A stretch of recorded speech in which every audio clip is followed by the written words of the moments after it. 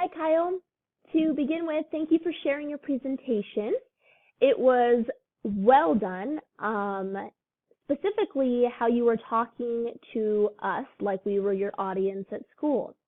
You did very well at implying to the audience that we would work on this segment later. We're going to give you more time later to work on this, which I think I didn't do in my presentation, which I would love to take that aspect of yours and put it into mine, just to make it seem more relatable as if I was talking to the audience here at my school. Some things that I learned from you were a few things that I didn't myself put into my presentation, such as, once again, adding more things into the well-being section. We're going to break off into groups and talk about how we can better involve our whole group of students and what we can do to make them more comfortable at school. So their psychological well-being, their physical well-being.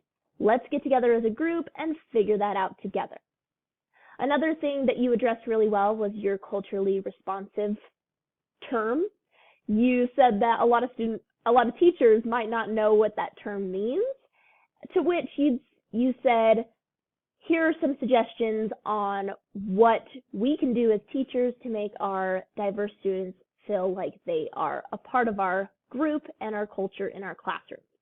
So how can we better represent their cultures in the classroom? Very nice job on that. I personally like this video feedback because I, number one, am able to explain myself better rather than just in typing on your post.